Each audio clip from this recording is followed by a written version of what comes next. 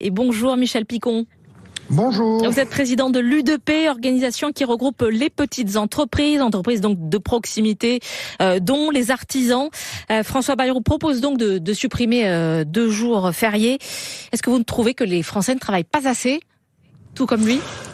Non, mais je crois que le Premier ministre hier a expliqué que les Français ne travaillent pas assez d'une manière générale. Quand on prend le nombre de gens en situation de travailler, il y en a quelques-uns qui ne travaillent pas. Quand on prend le nombre d'heures travaillées par les Français qui travaillent, on n'est pas décalé par rapport aux autres pays européens. Mais dans cette période où il faut faire des efforts, et je pense que le Premier ministre, dans sa présentation de la situation, a été courageux et lucide. Il faut essayer de trouver des solutions partout où on le peut. Et la suppression de jours de congé, quelque chose à regarder avec précaution aussi, parce que il y a beaucoup d'entreprises, notamment dans le tourisme, dans la restauration, qui ont une activité génératrice de richesse collective pour tout le monde, pour l'État aussi, qui sera amputée évidemment. J'entendais la présidente du syndicat du GHR parler de 100 millions de chiffre d'affaires par journée, par ces 2 journées qui seraient supprimées. Effectivement, la restauration s'inquiète de ces 2 jours supprimés. Le plan d'économie présenté par François Bayrou, c'est ce que dit à l'instant en Conseil des ministres Emmanuel Macron, à la vertu du courage, de l'audace, de la lucidité. C'est ce que vous dites également ? Oui, absolument, même si le diable se cache dans les détails, il faut aller regarder, parce que sur beaucoup de sujets, notamment celui de cette suppression des jours fériés, est-ce qu'on a tout dit ? Est-ce que ces jours fériés sont supprimés, donc travaillés, payés ou pas payés ? Parce que ça reste encore une question.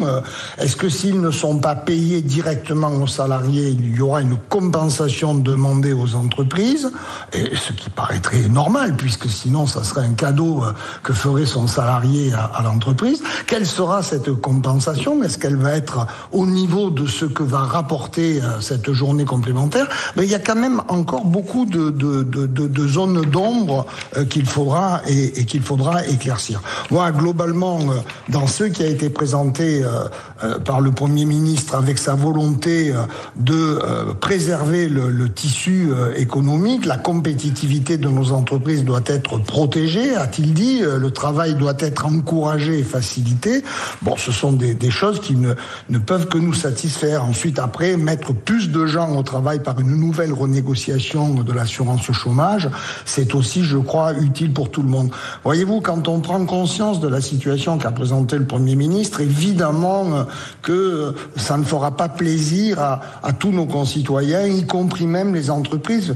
Moi, je représente des entreprises qui, pour 70% d'entre elles, sont à l'impôt sur le revenu. Elles distribuent pas des dividendes, ce sont pas de grandes sociétés.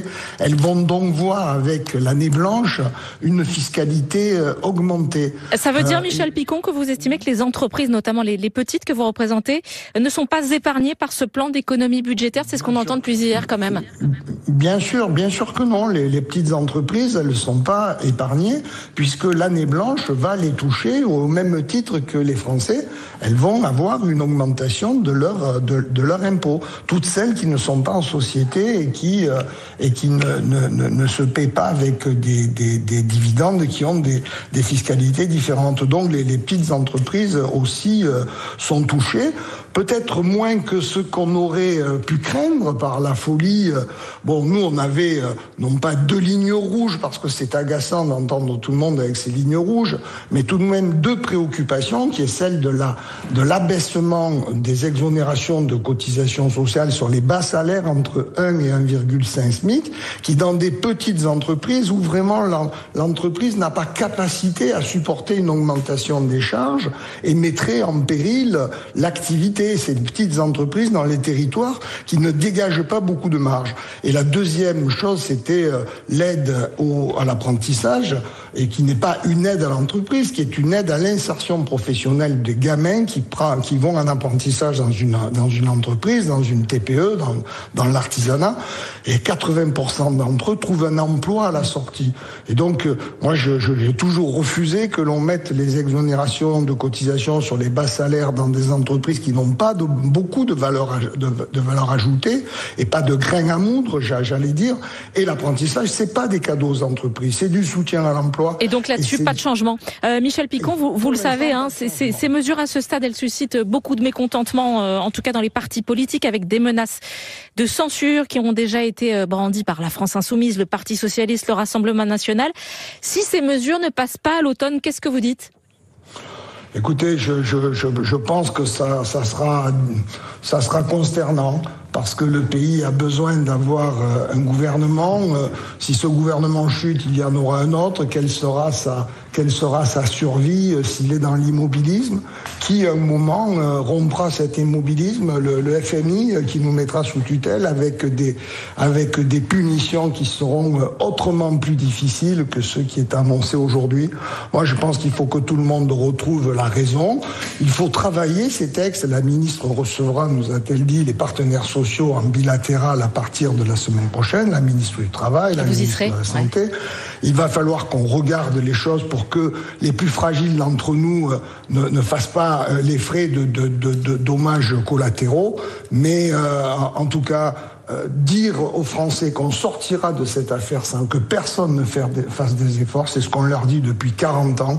Et on est arrivé aujourd'hui à une situation qui est extrêmement dangereuse pour tout le monde. Merci beaucoup Michel Picon. Vous êtes président de l'UDP, l'organisation qui représente les petites entreprises, celle de la proximité.